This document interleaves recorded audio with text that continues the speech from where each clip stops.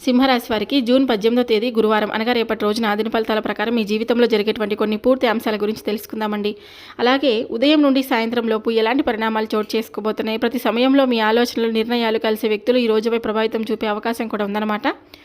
తెల్లవారితే వీరితో బంధం రాక తప్పదనమాట. మిస్ అవ్వకండి, ఎక్కడ కూడా స్కిప్ చేయకుండా పూర్తిగా వినేందుకు ప్రయత్నం చేయండి.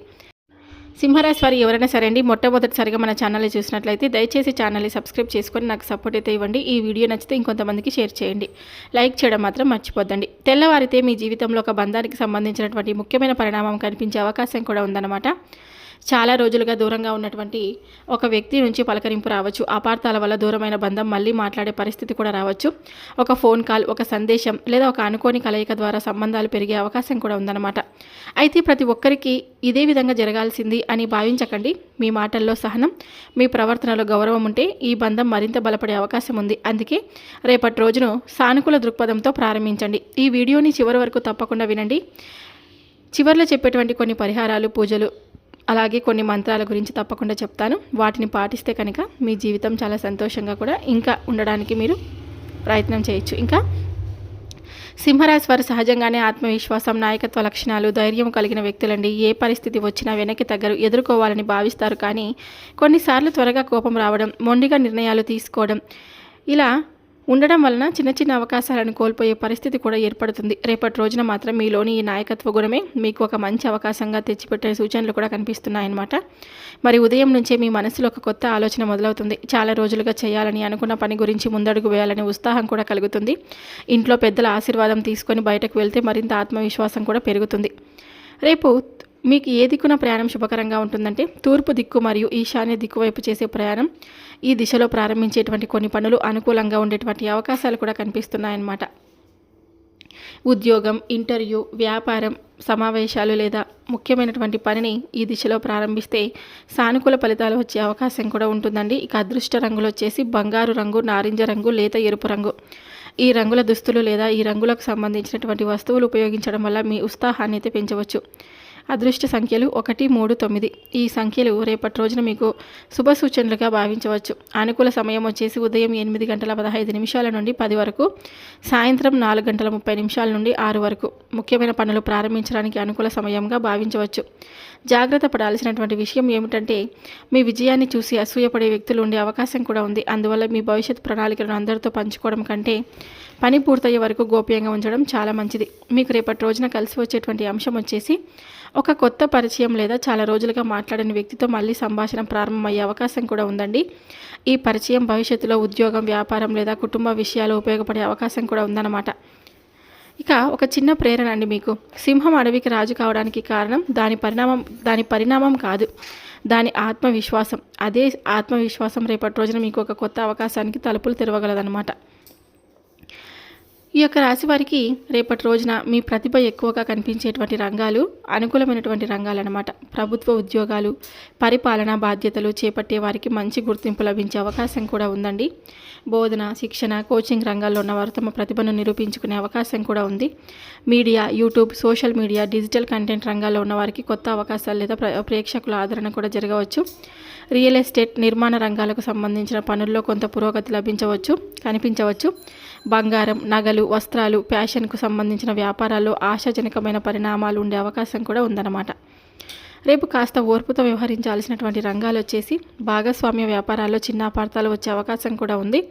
ప్రతి నిర్ణయాన్ని ఒకసారి పరిశీలించడం చాలా మంచిది. భారీ పెట్టుబడులు పెట్టే ముందు అన్ని వివరాలు ధృవీకరించుకోవడం అవసరం.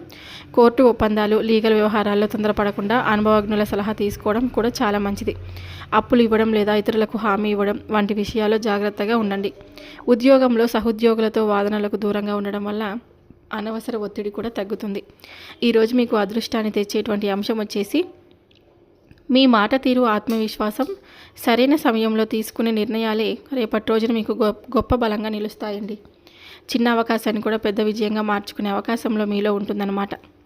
అలాగే ఈ యొక్క రాశి వారికి ఉదయం 6 గంటల నుండి 9 గంటల వరకు రోజును ప్రశాంతంగా ప్రారంభిస్తారు. కుటుంబ సభ్యులతో కొన్ని ముఖ్యమైనటువంటి విషయాలపై చర్చ జరిగే అవకాశం కూడా ఉంది. గతంలో నిలిచిపోయినటువంటి పని మళ్ళీ ప్రారంభమయ్యే సూచనలు అయితే కనిపిస్తున్నాయి. ఆత్మవిశ్వాసంతో ముందుకు వెళ్తే మంచి ఫలితాలు కూడా పొందవచ్చు. ఉదయం 9 గంటల నుండి మధ్యాహ్నం 12 వరకు ఉద్యోగస్తులకు కొత్త బాధ్యతలు రావచ్చు. వ్యాపారస్తులకు కొత్త పరిచయాలు ఉపయోగపడే అవకాశం కూడా ఉంది. ఆర్థిక విషయాల్లో తొందరపడి నిర్ణయాలు తీసుకోకుండా జాగ్రత్తగా వ్యవహరించడం చాలా మంచిది. మధ్యాహ్నం 12 నుండి 3 వరకు ఒక ఫోన్ కాల్, సందేశం లేదా అనుకోని సమాచారం మీ దృష్టిని ఆకర్షించవచ్చండి. కుటుంబ సభ్యుల సహకారం వల్ల ఒక పని సులభంగా పూర్తయ్యే అవకాశం కూడా ఉంది. ఆరోగ్య విషయంలో అలసట అనిపిస్తే కొంత విశ్రాంతి తీసుకోవడం చాలా మంచిది. మధ్యాహ్నం 3 నుండి సాయంత్రం 6 వరకు వచ్చేసి మీరు చాలా రోజులుగా ఎదురు చూస్తున్నటువంటి ఒక విషయం గురించి స్పష్టత వచ్చే అవకాశం కూడా ఉంది. మిత్రులు లేదా బంధువులతో మాట్లాడడం ద్వారా కొత్త అవకాశాల గురించి తెలుసుకోవచ్చు. సాయంత్రం సమయానికి మీ మనసులో ఉన్న సందేహాల్లో కొన్ని తొలగే అవకాశం కూడా ఉందన్నమాట. ఇక సాయంత్రం తర్వాత ఆధ్యాత్మిక ఆలోచనలు పెరుగుతాయి. ఇంట్లో ప్రశాంత వాతావరణం నెలకొనే అవకాశం కూడా ఉంది. రేపటి పనులకు ప్రణాళిక రూపొందించడానికి ఇది మంచి సమయం అని కూడా చెప్పుకోవచ్చు. ఇక ఈ యొక్క రాశి వారికి ఒక స్త్రీ వల్ల తెల్లవారితే మీ బంధం మీ జీవితంలో మళ్ళీ కదలికలోకి వచ్చే సూచనలు అయితే కనిపిస్తున్నాయన్నమాట. అది ప్రేమ బంధం మాత్రమే కాదు, చాలా రోజులుగా దూరమైనటువంటి ఒక బంధువు కావచ్చు, మీ గురించి ఆలోచిస్తూ కూడా సంప్రదించలేకపోయిన ఒక స్నేహితుడు కావచ్చు, లేదా మీ జీవితంలో ఒకప్పుడు ఎంతో ముఖ్యమైనటువంటి వ్యక్తి కూడా కావచ్చు. ఆ వ్యక్తి నుంచి ఒక ఫోన్ కాల్, ఒక సందేశం లేదా అనుకోని పలకరింపు రావచ్చు. ఆ ఒక్క పలకరింపు మీ మనసులో చాలా రోజులుగా ఉన్న భారాన్ని తగ్గించే అవకాశం కూడా ఉంది. ఇంతకాలం తర్వాత ఇలా జరుగుతుందని ఊహించలేదు అని మీరు అనుకునే పరిస్థితి కూడా రావచ్చు. ఆ బంధం ద్వారా మీరు కేవలం మాటలు మాత్రమే కాదు, ఒక కొత్త అవకాశం, ఒక మంచి సలహా లేదా కుటుంబంలో మళ్ళీ ఆనందాన్ని తీసుకువచ్చే పరిణామం కూడా ప్రారంభమయ్యే సూచనలు అయితే కనిపిస్తున్నాయి. కొందరికి ఇది కుటుంబ కలయికగా మారవచ్చు. మరికొంతమందికి ఉద్యోగం, వ్యాపారం లేదా వ్యక్తిగత జీవితంలో ఉపయోగపడే పరిచయంగా కూడా మారవచ్చు. అందుకే రేపు మీ దగ్గరకు వచ్చే ప్రతి ఫోన్ కాల్ను, ప్రతి సందేశాన్ని నిర్లక్ష్యం చేయకండి. కొన్నిసార్లు మన జీవితాన్ని మార్చేది పెద్ద సంఘటన కాదు, సరైన సమయంలో వచ్చే ఒక చిన్న పలకరింపే. అలాగే ఈ యొక్క రాశి వారికి రేపటి రోజున కొన్ని పూజలు, పరిహారాలు, దానాల గురించి తప్పకుండా తెలియపరుస్తానండి. తప్పకుండా వినండి. సింహరాశి వారికి రేపటి రోజున గురువారం కావడంతో జ్ఞానం, గౌరవం, శుభ ఫలితాలకు సంకేతంగా భావించబడుతుంది. ఈ రోజున ఉదయం స్నానం చేసిన తర్వాత పసుపు లేదా లేత పసుపు రంగు వస్త్రాలు ధరించి మనస్ఫూర్తిగా దేవుని ప్రార్థించడం ఎంతో శుభప్రదంగా భావిస్తారు. మీకు సాధ్యమైతే కనుక అరటి చెట్టు వద్ద నీరు సమర్పించి పసుపుతో చిన్న బొట్టు పెట్టి నమస్కరించండి. ఇది గురుగ్రహ అనుగ్రహానికి సంబంధించిన సాంప్రదాయ ఆచారాల్లో ఒకటిగా భావిస్తారు. రేపు జపించవలసినటువంటి మంత్రం వచ్చేసి ఓం బ్రూం బృహస్పతయే నమః అని ఈ మంత్రాన్ని 27 లేదా 108 సార్లు భక్తితో జపించుకోండి. లేదా ఓం శ్రీం హ్రీం క్లీం మహాలక్ష్మీ నమః. ఆర్థిక స్థిరత్వం, శుభ ఆలోచనల కోసం భక్తితో జపించండి. చేయదగినటువంటి దానం పసుపు పప్పు అంటే శనగపప్పు దానం. అరటి పండ్లు లేదా పసుపు రంగు పండ్లు అవసరమైన వారికి ఇవ్వడం. విద్యార్థులకు నోట్బుక్స్ లేదా పెన్నులు దానం చేయడం. పక్షులకు ధాన్యం లేదా నీరు ఉంచడం. ఇలా ఈ చిన్న పరిహారాలు ఇవన్నీ చేసుకోవడం వల్ల మీ మనసుకు ఎంతో ప్రశాంతత కూడా కలుగుతుందన్నమాట. మీరు ఒక చిన్న పరిహారం అండి. ఇంటి నుండి బయటకు వెళ్ళే ముందు కొద్దిగా పసుపు అక్షంతలను దేవుడి ముందు ఉంచి నమస్కరించి బయలుదేరండి. అలాగే పెద్దల ఆశీర్వాదం తీసుకొని ప్రారంభించిన పనులు మనసుకు ధైర్యాన్ని, ఆత్మవిశ్వాసాన్ని ఇస్తాయని చాలామంది విశ్వసిస్తారన్నమాట. ఈ యొక్క సింహరాశి వారు ఎప్పుడు కూడా చిన్నప్పటి నుండి ఎన్నో కష్టాలను, ఎన్నో బాధలను అనుభవించి ఒక స్టేజ్కి వచ్చిన తర్వాత మేము సెటిల్ అయ్యాము అనేటువంటి సమయంలో ఈ యొక్క రాశి వారిపై నరదిష్టి ప్రభావం అనేది చాలా ఎక్కువగా పడుతుందండి. నరదిష్టికి నల్లరాయి అయినా పగలాల్సిందే అని పెద్దలు చెప్తూ ఉంటారు కదా. అలాంటి నరదిష్టిని తొలగించుకోవడానికి కొన్ని సింపుల్ పరిహారాలు చెప్తాను, తప్పకుండా చేసుకోండి. ఒక పచ్చటి నిమ్మకాయ తీసుకోండి. ఆ నిమ్మకాయకి కొంచెం కుంకుమ, పసుపు అలా బొట్లు పెట్టేసి మీ తల చుట్టూ 3 సార్లు, అంటే కుడివైపు నుండి 3 సార్లు, ఎడమ వైపు నుండి 3 సార్లు, తల నుంచి కాళ్ళ వరకు దిష్టి తీసేసుకోండి. అటు సైడ్ 3 సార్లు, ఇటు సైడ్ 3 సార్లు తిప్పేసుకున్న తర్వాత ఆ నిమ్మకాయను ఎవరు తొక్కని ప్రదేశంలో బయట విసిరి పాడేయండి, రోడ్డు పైకలా. ఇంకా ఇదొక పరిహారం అనమాట. ఇంకా రెండవ పరిహారం వచ్చేసి రాళ్ళ ఉప్పు ఉంటుంది కదండి. రాళ్ళ ఉప్పుని మన ఇంటి ప్రధాన మూల ఏదైనా సరే, అంటే ఇంటి గుమ్మం దగ్గర ఒక మూల ఉంటుంది కదా, ఒక గాజు గ్లాస్లో లేదా ఒక పాత్రలో రాళ్ళ ఉప్పుని కొంచెం ఒక మూలలో పెట్టేసేయండి.